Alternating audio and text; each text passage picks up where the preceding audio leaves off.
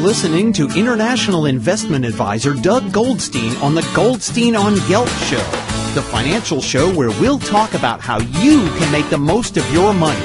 With all the confusing financial chatter bombarding you each and every day, Goldstein on Gelt will give you the practical information you want and need about living a financially stable life. Here's your host, money maven Doug Goldstein.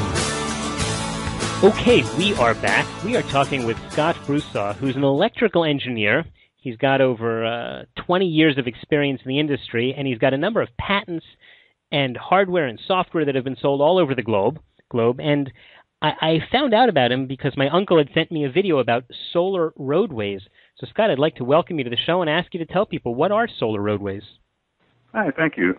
Solar roadways, we've got structurally engineered cases that contain solar cells that we call solar road panels. So these are really solar panels that you drive on. Our idea is to replace asphalt and concrete surfaces with these solar road panels so that the road, besides providing a surface to drive on, generates electricity for homes and businesses to use. Okay. Isn't it kind of hard to drive on a solar panel? It is, and that's the way we got started was a few years back when Al Gore's movie came out. My wife has always been an environmentalist, and we grew up together. And when I was a kid, I loved my little flat car track and electric track. And I had this big vision of making real roads electric so kids could drive. When Al Gore's movie came out, we went to see it, and Julie turned to me and said, "Couldn't you make your electric roads out of solar panels?" I kind of laughed at first. I said, "No, you can't drive on them. You can't even step on a solar panel, let alone drive on them. They're fragile." But then we started batting that idea around. What if we made a structurally engineered case? And if you think of like a black box on an airplane, that's what that is, a structurally engineered case to protect sensitive electronics. If we can protect the solar cells and make that kind of case that can withstand the beating of an 18-wheeler, then we can put any electronics we want inside. And it kind of snowballed from there. Besides solar cells, we can put in LEDs to illuminate the road lines from within, so make nighttime driving safer. They did a study in the UK where 70% of accidents reduced by 70% when they used LEDs as road line markers. We put a heating element in there for northern climates where the snow is a problem. Microprocessors drive the LEDs, and as soon as you put a microprocessor in there, you've got a computer on the road. And if we make these panels, for instance, 4 meters by 4 meters, then you've got a microprocessor every 4 meters. Mm-hmm. So you can these panels communicate with each other with the vehicles going overhead. They can monitor traffic in real time. And since it's an electric road, you can recharge electric vehicles virtually anywhere. I mean, initially we'll start off like rest stops or parking lots where they can just pull over and stop and plug in. But we're also looking at mutual induction, so it will recharge their batteries as they're driving. That'd be awesome. So you could just drive forever. Yeah, so now you've got an electric vehicle that has the same range and versatility as an internal combustion engine. So that allows drivers to start trading those antique cars in for all electric vehicles, and as this starts to happen, you're reducing your dependency on oil. Okay, so how does I'm not an engineer, but I'm kind of curious, how does it that you don't end up crushing all of those LEDs and microprocessors if you have an 18-wheeler driving on it? We've got, and I tell people to Google this on their own, if you Google a hardness scale, and engineers use hardness scales, every material has some hardness. It's usually measured between 0 and 1. So diamond would be like 0.9 something, the hardest surface. If you look, glass falls between steel and stainless steel. It's a very hard surface. And glass can be chemically treated. It can be cured in certain ways that make it scratch and break resistant. And if you think, most people picture a plate glass window, you just throw a baseball through it. But if you think of that, and then you go the next step and think of bulletproof glass or even bomb-resistant glass, you can make this stuff as tough as you want. So we've calculated, in America, we have like a road limit of 80,000 pounds for our trucks. And I've had my glass experts double that to 160,000 pounds, and they say that's a piece of glass about 3/4 of an inch thick. That's it? That's it. And what if something falls on it? In other words, if something falls off a truck, would it crack, or would it be able to withstand that? We're trying to design it to withstand it. Now, I'm not a glass expert myself, but I've got universities and I've got glass companies working on this. And one of the tests we're going to perform in our Phase 2 research is called a falling weight deflectometer test, where they take like an 8,000-pound weight and drop it onto the glass. And the idea is not to see if the glass will break, but to see how much vibration or how much movement there is between the panels. Because one thing we're trying to design out is we don't want to put all these panels down and have people drive over it and rattle their teeth out. We want it to be a nice, smooth surface. That's what that test will do, is show you how much deflection there will be between the panels. But it'll also show us how strong the glass is. I was presuming that if it's glass, this would be a very smooth ride. It would be like ice skating, no? We're hoping so. We do have to put a texture on the surface, Okay. and to prevent people from sliding off soon as the first time it rains. Mm-hmm. And we're working with a glass company that's been doing this in New York City to make glass sidewalk panels for out in front of Madison Square Garden. And they've been doing this for like 25 years, where they texture the surface so the pedestrians don't slip every time it rains. And the challenge here is, sure, we can rough up the surface and make good traction, but if you do that, you affect what's called the transmissivity of the glass, which means it's not allowing enough sunlight to pass through, or as much sunlight to pass through to the solar cells anymore. Mm-hmm. So what we're attempting to do is use a prism pattern that will bend light down onto the solar cells while providing traction, and that will increase the efficiency while knocking out the traction problem. Wow, that's fabulous. We are talking to Scott Brusaw, who is running a company called Solar Roadways. The idea is to replace asphalt roads with solar panels. He's describing a little bit of how this would work.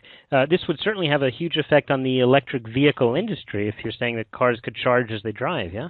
It would. That's the one Achilles heel of an electric vehicle. I've talked to several EV owners. They love their cars, but they typically have to take them back home at night for recharging. You can't just take off across the country on a family vacation, because you're only going to get as far as that battery will take you. What about the hybrid cars like the Toyota Prius? Those can work, but they're still using gasoline. What we're trying to enable is an ability for an all-electric vehicle and get rid of the need for gasoline. Mm-hmm. Wouldn't the cost of putting such a high-tech road down make it prohibitive? That's something we're being funded by the United States Federal Highway Administration. They funded our Phase 1 research, and we're about to begin our Phase 2 research. We've been recommended for that award. And what they're looking for is the cost of, asphalt is petroleum-based, so the cost of the building materials follows the cost of a barrel of oil. And it's been skyrocketing the past few years. So they're looking for any kind of paving material that will pay for itself over its lifespan, and that's where we came in. Because we've got roughly 28,000 square miles of asphalt and concrete surfaces in the U.S. that are exposed to the sun. If we were to replace that with these solar road panels, it would produce 3 times more energy than we use as a nation. And what that means is the road will begin, as soon as you put it down, it begins paying for itself by the generation of this electricity. Mm-hmm. We'll go into parking lots first, for instance. We're going to do our own parking lot here this year. Oh, no kidding. And it will power our building. So if you imagine, for instance, Walmart or McDonald's or any fast food chain or any restaurant with a big parking lot, it could take that building off grid while the customers park and plug their cars in, electric vehicles. I see. So is that really your first target, to do something commercial? And before it will be, it'll be parking lots first. And they even told us when they gave us the funding, they said, we're not going to let you just go out on the highways and start slapping these down. That makes sense. They want us to go into parking lots where you typically have slow-moving, lightweight vehicles, and they want us to learn our lessons and perfect our technology before we actually put them on public roads. Mm-hmm. That makes sense. Have you gotten any, death threats from the oil industry? Not yet. I mean, it sounds like this could so radically, the upheaval to the way we do things now could be so severe that it would make oil. We thought that too initially, and if you go to any major oil, like a BP site or Exxon or something, they sell solar panels on their websites already. They see the writing on the wall. You don't think that's just sort of for good politics? I don't know. I don't know, but we haven't had any threats. We really thought we'd have a lot more trouble from the lobbyists, but we haven't seen it yet. Are there health problems or ecological problems with using solar panels? No, I think it actually increases. For instance, if we could do a nationwide or worldwide implementation, you eliminate the need for coal. You don't have to produce electricity with coal anymore. So that takes care of about 50% of the greenhouse gases. It also takes those pollutants out of the air. One of the members on our advisory board is Dr. Forrest Bird, who made the Bird respirator. And he said he's celebrating his 90th birthday this weekend. Happy birthday. So he's in the Inventors Hall of Fame, really neat guy. But he said about 30 years ago they used to go to elementary school classrooms and they'd ask how many people have any kind of respiratory illness like asthma or anything. And they said it'd be rare if one kid would put their hand up. that they go in the classroom nowadays, like 30% of the students hold their hands up. Wow. And they believe this is a direct result of all the garbage we're pumping into the air and the kids are breathing. From, coal-fired power plants to the inner city kids get it the worst with all the car exhaust. So the technology that you're developing, do you see that it could be used in other areas as well? Sure. We've got part of our Phase 2 application was they wanted to know if anybody was interested in this, as they call it the commercialization plans. They asked for letters of interest from anybody who might want to use this. We got letters from all over the world, people who want to use it at airports and sports arenas, bike paths, golf courses, homes, driveways, sidewalks, patios. Any surface exposed to the sun, you need a hard surface for. Mm-hmm. Do you think that you are ready for prime time? And if you got an order from Walmart, would you be able to produce something, or are we still not there? No, we have to finish. We're not there yet. We've got to finish our research. We've got a 2-year contract we're getting ready to begin on. And at the end of that 2 years, we're hoping to be ready for production. Mm-hmm. So someone who's hoping to see this, in real life, this could be 10, 20 years down the line? We're hoping sooner than that. We're hoping we go into, if we get a contract from somebody like a Walmart or McDonald's or one of the big ones, people start seeing this, and we're talking with Universal Studios also. They're talking about possibly putting it in the theme park or the film lot. If we could get a high-profile place like that where people would actually start seeing this and they'll start saying, well, this is great, why aren't we using this on the road? Mm-hmm. I think that will move the political wheels. That's great. Get it implemented sooner. Well, it's very exciting. It really, Scott, I have to tell you, it's fascinating what you're doing. I'm sorry, we're just about out of time. We've been talking to Scott Brusaw, who is an electrical engineer and has developed a concept to replace roads, or I guess cover the roads, put on top, with solar panels on which we could drive or walk, and would have many, many other applications with this technology. Scott, just tell me in the last minute, how can people learn more about what you're doing and follow it? We've got a wealth of information on our website. It's solarroadways.com. And I've got on the contact us is my email address. If you have any specific questions, have a look around the website. We've got videos there, animations to help see the vision. You can spend a lot of time there. Okay, I'm looking forward to it. Scott Brusaw, thank you very much for joining us today. All right, thank you. You've been listening to the Goldstein on Gelt Show with money maven Doug Goldstein.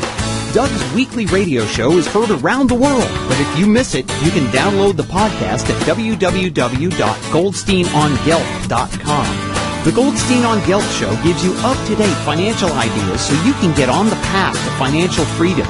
If you'd like your questions answered on the air or off, send Doug an email to doug@profile-financial.com. It's your money for your future, so join Doug every week to build your wealth on the Goldstein on Gelt Show.